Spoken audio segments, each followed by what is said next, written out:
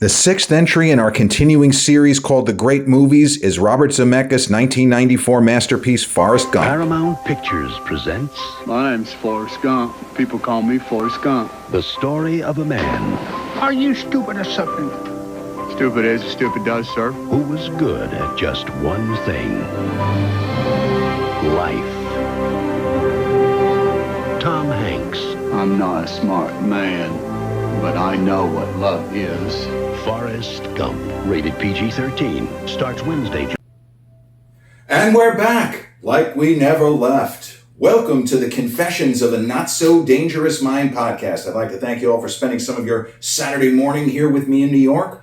Once again, we're going to skip past all that promotional jazz and get right to the guts of the episode.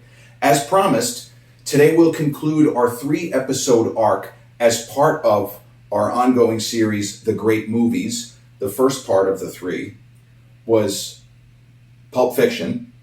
The second part, The Shawshank Redemption. And the third part will be the film that was adjudged by the Motion Picture Academy to be better than the other 2, incorrectly. Robert Zemeckis, still fantastic, 1994 Oscar winner for Best Picture, Best Director, Best Actor, Tom Hanks, Forrest Gump. Now, 1994, in my estimation, if I'm asked a general question, give me your top 3 years of the 90s in terms of like the number of movies that you consider to be great films. 1994 is not going to make my top 3. It has 3 all-timers in Gump, in Pulp, in Shawshank. But the rest of the year it's not that good. There were an enormous number of disappointments during the summer movie season. A lot of films, like I mentioned the other day, City Slickers 2, The Cowboy Way, Renaissance Man, Penny Marshall working with Danny DeVito, and a very young Mark Wahlberg. There were just a lot of movies that were supposed to really get it and didn't. Jodie Foster, Nell, there were a lot of people were buzzing about her performance. That movie wasn't very good, even with Liam Neeson and the late Natasha Richardson. 94 is memorable for these 3 movies. And if you want to throw Jim Carrey in The Mask in there, because that was also an enormous hit. But Forrest Gump is a film that I love, just so we all understand where I'm coming from. When I say that it shouldn't have won Best Picture and or Best Director, this movie's still a great movie. This is a touchstone film, and I don't mean the company affiliated with Disney. This is one of those generational movies, but so are Pulp Fiction and The Shawshank Redemption for entirely different reasons. Now, the true story of the long and torturous path that it took for Forrest Gump to hit the screen, it's complete ridicularity when you realize how successful it ended up being. It seems obvious, well, of course this movie was going to be a hit. But every major studio in Hollywood passed on it at least 2 times. And sometimes it's a matter of a certain filmmaker who has a certain level of respect within the industry and or the people whom he directly reports to, because quite frankly, unless you're Clint Eastwood back in the day, and I mean like 20 years ago, or Spielberg now, or maybe James Cameron, even the big filmmakers, Martin Scorsese's, have to report to somebody. Even if it's just a figurehead, a seeming figurehead at the studio, you got to report to somebody. You can't nobody's going to self-finance. Like Ron Howard's not going to self-finance a passion project. I mean, he could, but it just doesn't happen. So you have an idea for a movie, you are interested in material, you can't just say, okay, let's make it. But you can say it, it's not going to happen. Case in point, speaking of Ron Howard, there at a certain time, circa 1997-98, Ron Howard, with his producing partner, great Brian Grazer, they walked into the studios, presumably, I don't know if it was Universal or was it Paramount, it wasn't Warner. And they said, we have an idea for our next movie, whatever was down the road, still a few years away. But if this is going to be an Oscar contender, we get the right cast. They give this whole bullshit. And whoever the studio executive, it wasn't Ron Meyer, but it was a guy, top of the chain more than 25 years ago. What's the story? Oh, It's about a mentally disturbed mathematician who wins the Nobel Prize. Now, if somebody pitched that to me, I would not be seeing dollar signs and I'd like to thank the Motion Picture Academy for this award. I'm going to say, no thank you, that doesn't sound very cinematic to me. But because of the track record of Ron Howard, of Brian Grazer, even up to that point, remember, Ransom had been an enormous box office hit with Mel Gibson. And Ron Howard pivoted from what had to have been a crushing disappointment after not even getting a Best Director nomination for what I believe is the best film of 1995, Apollo 13. Braveheart a close second, in my opinion. But the idea is that Robert Zemeckis had made enough hits. He'd had enough big movies from Back to the Future. Oh, What Lies Beneath, which I think is fucking horrible, catastrophically bad horror movie. With a guy I love, and we all love the guy, Harrison Ford, right? Michelle Pfeiffer. I was gobsmacked at how bad that movie was, but people have been telling me I'm wrong since 2000. But Zemeckis, with a terrific track record at Castaway. But if you go back earlier, there are still people who could not believe he pulled off a successful trilogy with the Back to the Future films. And even though I think Death Becomes Her is terrible, Death Becomes Her was a hit, and there are plenty of people that will put that among their favorite black comedies. Didn't work for me. Again, I apologize if I have offended thee with some of my tastes in movies. Death Becomes Her, I think, is atrocious. And I love Robert Zemeckis. But Zemeckis read Winston Groom's novel, Forrest Gump. That's the novel. The property was passed on by everybody. And he saw an angle. He saw a way. The studio went for it. So you get your cast together. Now, Tom Hanks, when he signed on to Forrest Gump, was still rising. He had absorbed and survived the disaster of Bonfire of the Vanities, as did Bruce Willis, by the way, as did Melanie Griffith. Everybody, except arguably Brian De Palma in the moment, everybody survived, and De Palma ended up coming back anyway. He ended up having a big career after that with Carlito's Way. I don't like Raising Cain. A lot of people, John Lithgow, not into it. Carlito's Way, terrific. And First Mission Impossible, his direction is marvelous. Getting maximum bang for the buck there. But they were able to get it together at the studio level, and they didn't spend a shit ton of money because they were able to, and this was just about when you were able to use CGI for certain things that even 3 years earlier with Terminator 2, I don't think the technology existed. There are certain films that used CGI in a subtle way that if you look at it now, it feels quaint, and maybe it is, but it hadn't done it before. When Robert Patrick's T-1000 walks through the iron bars of the mental institution in Terminator 2, the audience jumped and gasped. I was there in Florida at a 9:30 a.m. screening on July 3rd, 1991, and it was a packed crowd, and we gasped. When you see something for the first time that is, our eyes perceive to be revolutionary, you have a reaction. The year prior, Clint Eastwood in The Line of Fire, they did a digital haircut on him. That seems stupid. It hadn't been done before. The technology was just there. So in order to have Clint's character in 1993, well, we needed... He was at the Kennedy assassination. He fucked up. He was supposed to jump towards Kennedy at the first shot that's in The Line of Fire and didn't.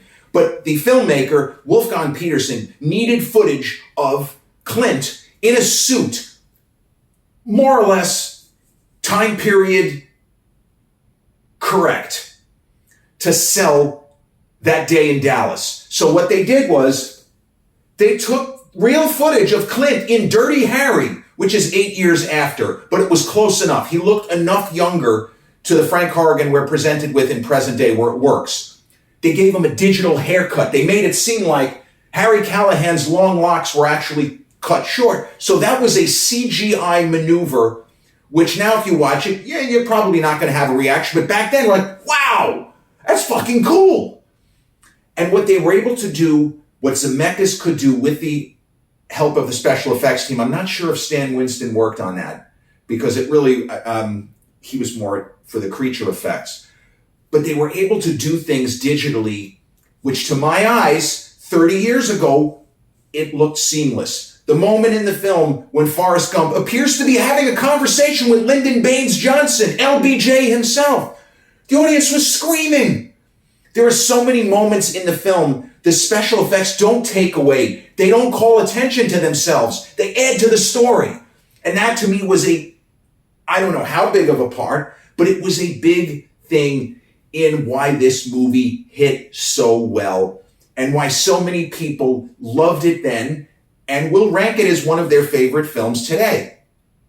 So all of my jibber jabber about Shawshank Redemption and Pulp Fiction being better, it is just subjective.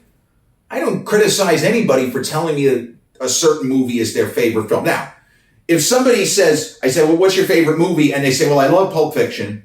I love Forrest Gump. I'm a big fan of A Beautiful Mind. Speaking of Ron Howard. Oh, but my all-time favorite film is Pier Paolo Pasolini's Salo. That's going to give me pause. I'm going to hold up on that, and that is going to be something that will bother me. But in general, there is nothing wrong with somebody who latched onto this film 30 years ago, seeing it in theaters, as I did, opening weekend with my dad and my sister, and continuing to say, it's in my top 5. It's my top 10. It's my favorite movie of all time. Now, truth be told, and you can check my work on this, of these 3 Titanic, no pun intended, movies, Gump, Shawshank, Pulp, the highest percentage of people will name Shawshank as their single favorite movie of all time. I have not experienced another movie that had more people I know, even casually, who rank Shawshank as their favorite movie of all time. That is something that I cannot discount and cannot deny. Less people have Gump there. As I wouldn't even be in my top 10. I'm not even sure about top 25. I love the film, but when you get to be my age, when you're a film student, you have an NYU film school degree, you've seen a lot of movies, and there are very obscure titles that I would probably rank above Forrest Gump. Hey, that I might rank above Shawshank and possibly Pulp. But that's neither here nor there. Tom Hanks, after the failure of Bonfire of the Vanities, which came out Christmas 1990, and if you want to see the just unbelievably insane true story, if you go to my YouTube, it's one of the early videos, and I talked about it a couple of times. Just type in De Palma or Scorsese. The story of how Warner Brothers was convinced that Martin Scorsese's Goodfellas was a disaster.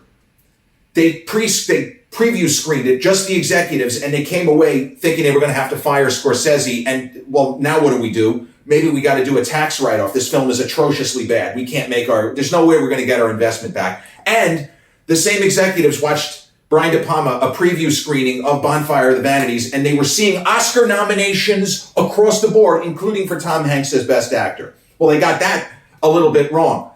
After the failure of Bonfire, Tom Hanks, and he's talked about this, you can Google this, that he sensed that he could do better, which is kind of insane. He was already one of the biggest stars in Hollywood. He had made movies that we could argue were not really that good, but people loved. People loved Splash. People loved Turner and Hooch. Even quirky choices like Joe versus the Volcano has its defenders. Or I should say has their defenders. Movies like that. But Hanks decided he was going to change his approach a little bit. He was going to read his lines a slightly different canter, a slightly different cadence. He was going to take longer before responding within reason. If the director told him, Tom, knock that off, hurry up, that's different. But he felt that he was capable of more. And if you look at the way Tom Hanks is delivering his lines in A Bonfire of the Vanities, and then how he's delivering his lines about 20 or 22 months later in terms of when the movies were filmed, compare how he reads his lines in Bonfire with how he reads his lines in A League of Their Own. Both films are those that are comedic. They have a lot of comedic elements, but ultimately tell stories that have very serious elements. Bonfire is a black comedy. It was supposed to be. And A League of Their Own, a true life story of a women's baseball team in the World War II era. It almost feels like two different actors, even though we know it's Tom, and he's a year older in A League of Their Own. He's playing even older. he started to register differently. It is not a coincidence. It is not an accident. And it is, I don't even think there's another actor or actress that I can come up with that had the sort of transformation within an already amazingly successful career as Tom Hanks. So after what he did in A League of Their Own, he was cast in Philadelphia. And the other thing is that Tom Hanks was very popular in Hollywood. There were people who hadn't even worked with him who adored him. They liked his work ethic. They liked the fact that he was very careful. He didn't want to insult people. He had the reputation for being, and this isn't really that surprising, but a consummate professional on set. Jackie Gleason liked him when they worked together. He just was someone that people rooted for. So Jonathan Demme pivoted from Silence of the Lambs, made Philadelphia with Tom Hanks. And I've argued that as much as I appreciate Hanks' performance, he is acted off the screen by his co-star in that film, Denzel Washington. And I believe that Denzel Washington's single best performance comes in the movie Philadelphia. Tom Hanks ended up getting the hardware. And the buzz on Hanks' performance was so strong. Philadelphia was wrapped months before it came out. This is the kind of thing that news didn't travel as quickly circa 92, 93, but no less an authority than Robert Altman, the great independent filmmaker Robert Altman, a master, a driving force in the American independent film movement of the 70s and the decade of the auteur, some of whom, like Kubrick, like Arthur Penn, like, who would be some of the other, Robert Altman. Altman made independent films under the imprimatur of the studio system, movies like McCabe and Mrs. Miller. You couldn't make a movie like that now. But Robert Altman saw Philadelphia about 6 months before it came out, and he couldn't stop talking about it. He said, Hanks is going to win a Best Actor Oscar. It's one of the best performances I've ever seen.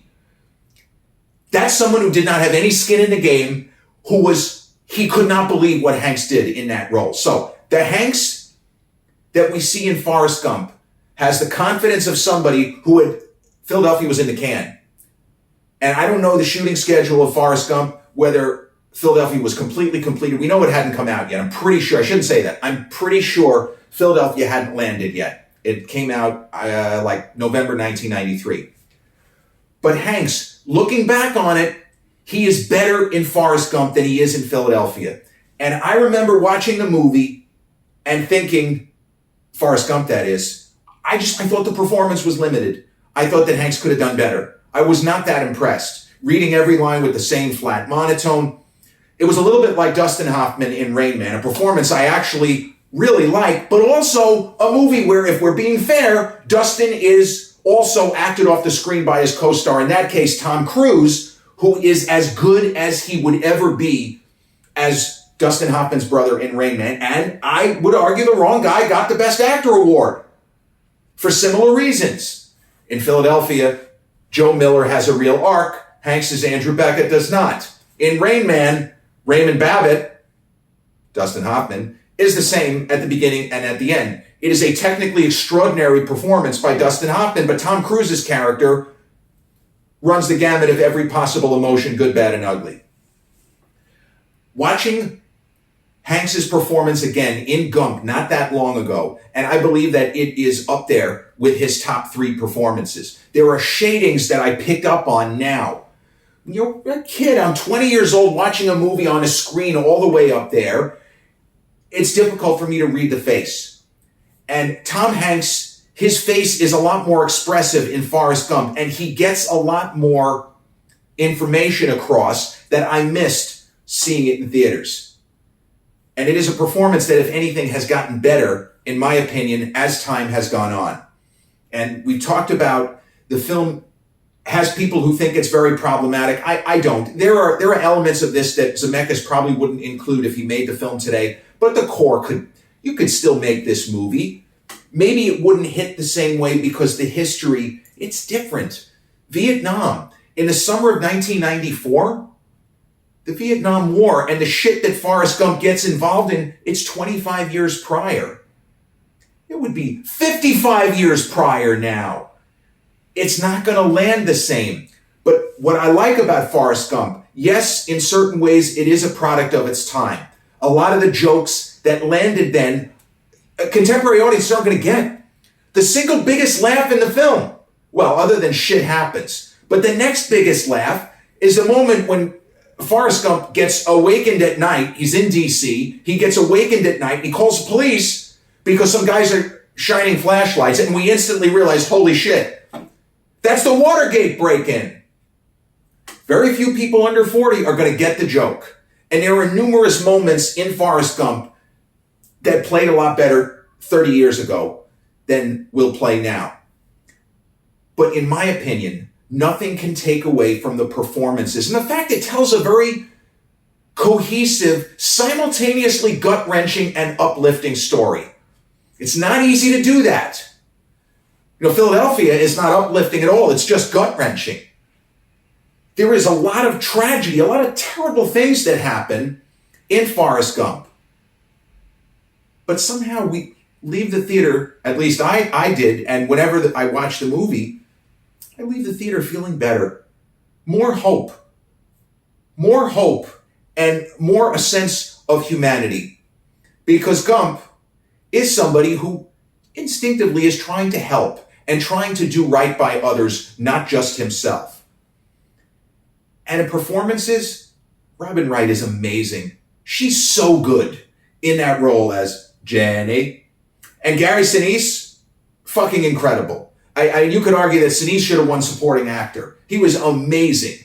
And the CGI, Lieutenant Dan, the CGI worked. And there were people, even Zemeckis, if you read some contemporary interviews of the movie, wasn't sure it was going to come off as well as it ended up coming off. Amazing. And obviously Hanks and Sinise turned around with Ron Howard and they made Apollo 13. I'm not sure if that was Sinise's direct next film, but it certainly was close. Now, if you ask me, is Apollo 13 as good as Forrest Gump? Yeah, I think it is. Apollo 13 is a movie that got unbelievable reviews, and I still feel like it's underrated by history. Also, it was an enormous box office hit, summer of 95. Those performances, though, from those three, the triumvirate of Gary as Lieutenant Dan, Robin Wright, Jenny, and Hanks as Forrest Gump, they're all incredible. I can't find any fault with it. Gary is so committed to the character of Lieutenant Dan, and he goes through so much in the film. Elation, despair, hopelessness, full of hope. And it's the character of Forrest Gump that brings out the best in Lieutenant Dan and brings out the best in Gary Sinise. Now, I remember many, many years ago watching Siskel and Ebert, and they were discussing, I think they were discussing the best films of 1994. Now, they both, and this is going to be a surprise to many of you, they were both big fans of the big three, Pulp, Shawshank, and Gump. But they both had a different film as their, and you can Google this, check my work, the number one movie of 1994 they had as the documentary Hoop Dreams, about two young basketball players from, I think they're from Chicago? I think they're from Chicago.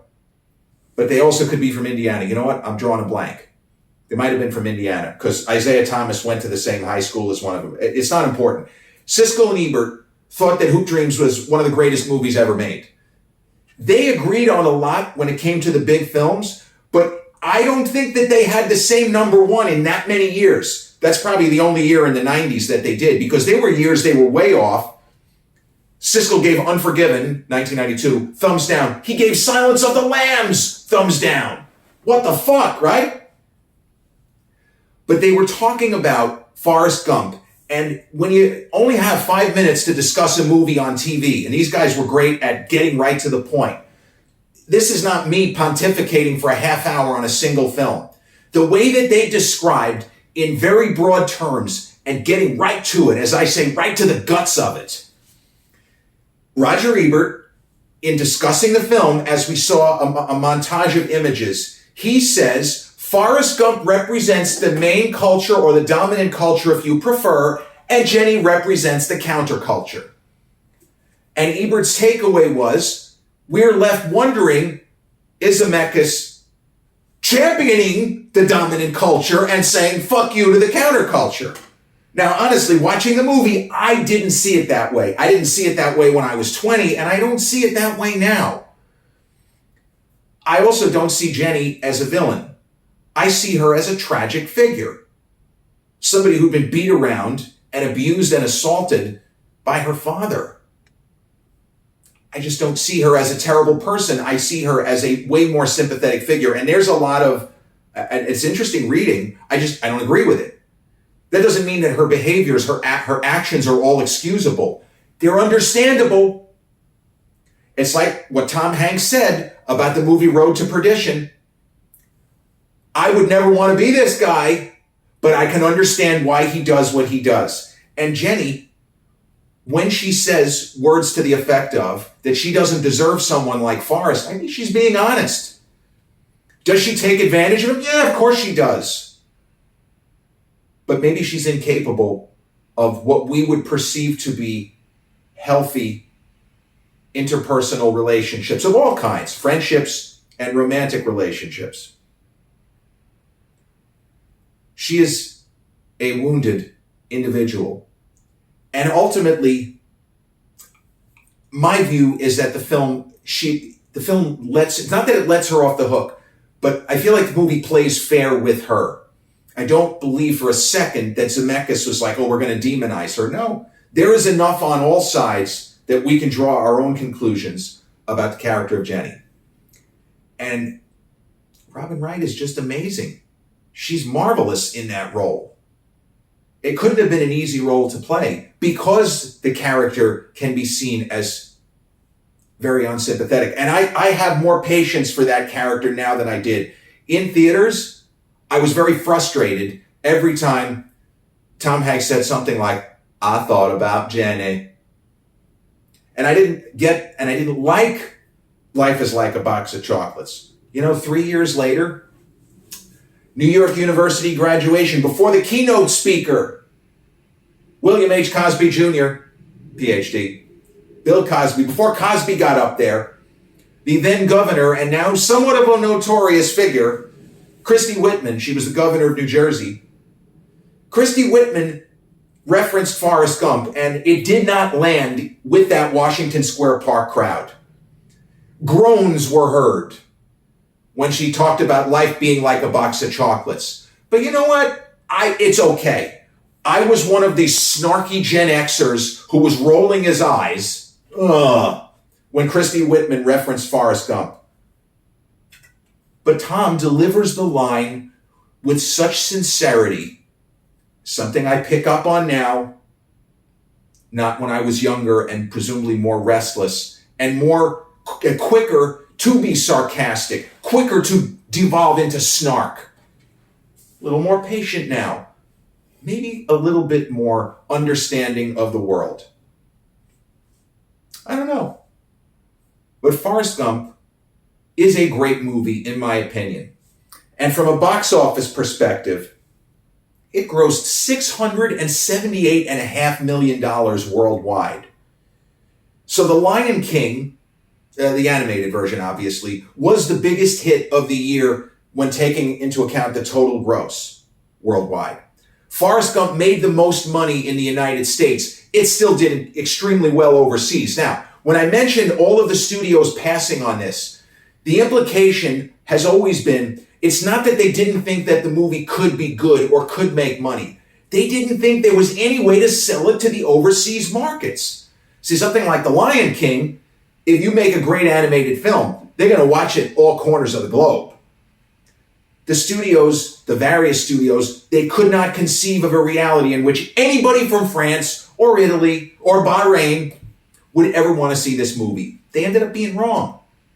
Even though the specifics, the Americana stuff, wouldn't have landed, people went and they enjoyed the music, the skill of the performances, the fact that even if you don't get the cultural references of the time, and even if you're not familiar with an Elvis Presley song or a song by the Beach Boys or Dylan or whatever it might be, the film had enough elements to draw people in.